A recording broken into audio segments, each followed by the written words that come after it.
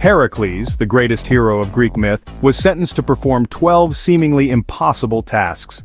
These tasks were not just physical challenges, but also tests of his character and resolve.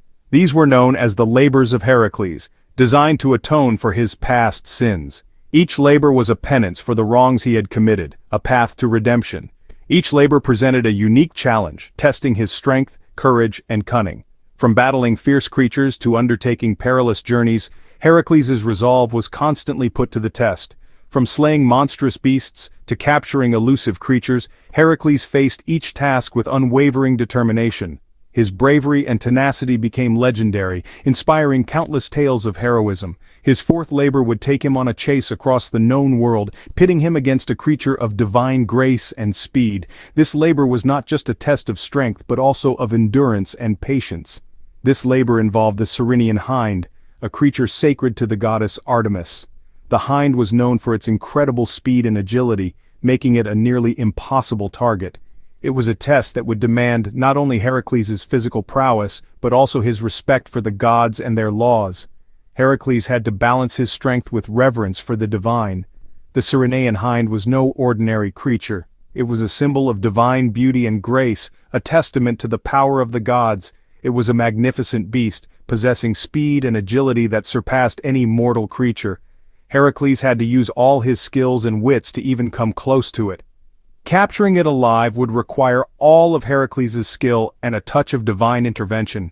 This labor was a true test of his abilities, blending physical prowess with strategic thinking and divine favor. The Ceryneian Hind was a creature of captivating beauty. Unlike any other deer, its hooves were of bronze, and its antlers were of pure gold. This was no ordinary creature of the forest. The hind was a gift from the nymph Taygete to her friend and fellow huntress, the goddess Artemis. Artemis, the goddess of the hunt, cherished this gift. She kept the Ceryneian hind close, allowing it to roam freely in the forests of Cerynea. The hind's speed was legendary, said to be faster than the north wind. Its golden antlers shimmered under the sun, a testament to its divine origins. Capturing such a creature seemed an impossible feat, yet this was the task set before Heracles. The Ceryneian Hind was more than just a beautiful creature, it was an instrument of divine justice. The people of Cerynea had committed a grave offense against Artemis, disrespecting her sacred groves. The goddess was angered by their actions and sought to punish them. She unleashed the Ceryneian Hind upon their lands. The swift creature devastated their crops, its bronze hooves trampling their fields. The people were desperate, their livelihoods destroyed by the divine punishment. Eurystheus, the king who had given Heracles his labors, saw an opportunity in this chaos. He commanded Heracles to capture the Ceryneian Hind and bring it back to him alive. It was a task designed to appease Artemis and further test Heracles. Heracles set out from Mycenae, his heart heavy with the task ahead. He knew of the hind's speed, its ability to outrun even the swiftest arrow. He would need more than just brute force to capture this divine creature. He sought the wisdom of the gods, consulting oracles and seers for guidance. They advised him to use cunning and strategy, to outsmart the hind rather than overpower it. Armed with this knowledge, Heracles began his long pursuit. He followed the trail of the Ceryneian Hind, his journey taking him through dense forests and across treacherous mountains. He moved with the stealth of a seasoned hunter, his eyes constantly scanning the terrain for any sign of his quarry. Section 5. Across Mountains and Rivers. The chase led Heracles across the whole of Greece, a land rich with history and myth. He traversed the rugged mountains of Arcadia, his sandals leaving imprints on the rocky paths. The terrain was unforgiving, but Heracles' resolve was unbreakable. He forded the rushing rivers of Thessaly, his muscles straining against the current.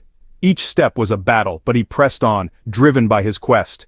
He even ventured into the northern lands of Thrace, a place where wild beasts roamed and the air was thick with the scent of pine.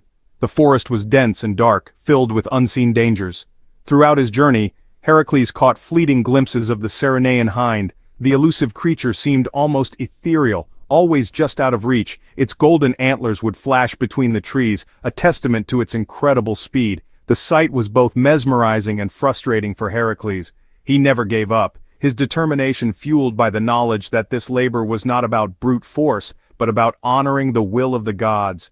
Each moment of struggle was a step closer to fulfilling his destiny. He continued his pursuit, his respect for the creature growing with each passing day. The chase was not just a physical journey, but a spiritual one, teaching him patience and reverence for the divine. Section 6. A Moment of Truth. After a year of relentless pursuit, Hercules finally cornered the Ceryneian Hind. It stood on a grassy knoll, its golden antlers gleaming in the sunlight. The creature seemed to sense Hercules' presence, its large, intelligent eyes watching him with a mixture of curiosity and fear. For a moment, time seemed to stand still. Hercules lowered his club, knowing that striking the creature would be a sacrilege. He had hunted many beasts in his lifetime, but this creature was different. It was sacred to Artemis, and harming it would incur the goddess's wrath. He needed to find a way to capture the hind without causing it any harm. Section 7. The Archer's Dilemma. Hercules reached for his bow and a special arrow he had crafted for this moment. The arrow was tipped not with iron, but with a net woven from the finest silver thread. It was a risky plan, but it was the only way he could think of capturing the hind alive. He took careful aim, his movements fluid and precise. The hind watched him, its body tensed, ready to flee at the slightest provocation. Hercules hesitated, his finger trembling on the bowstring. He knew that even a net could harm the creature, and he desperately wished to avoid angering Artemis. But he also knew that he had to fulfill his labor. He took a deep breath and let the arrow fly. Section 8. A Plea to Artemis. The arrow flew true, the silver net unfurling in the air. It settled over the Ceryneian hind, trapping the creature gently. The hind struggled against the net, its hooves kicking up dust. As Hercules approached, he heard a voice boom across the clearing. "Halt! What manner of trickery is this, mortal?" It was Artemis, the goddess of the hunt, her eyes blazing with anger. Hercules bowed low, his head touching the ground in respect. "Forgive me, Lady Artemis," he pleaded. "I mean no disrespect to you or your sacred creature. I am Hercules, and I am bound by oath to complete this labor."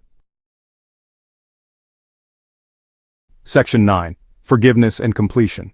Hercules explained his predicament, how he had been tasked with bringing the Ceryneian hind back to Mycenae. He spoke with honesty and respect, acknowledging the goddess's anger and the reasons behind it. Artemis listened intently, her expression softening as Hercules spoke. She could see the truth in his words, the respect he held for her and her sacred creature. "Very well, Hercules," she said at last. "I sense no malice in your heart. You may take the hind to complete your labor, but know this. You must return it to my care, unharmed." Hercules bowed his head in gratitude.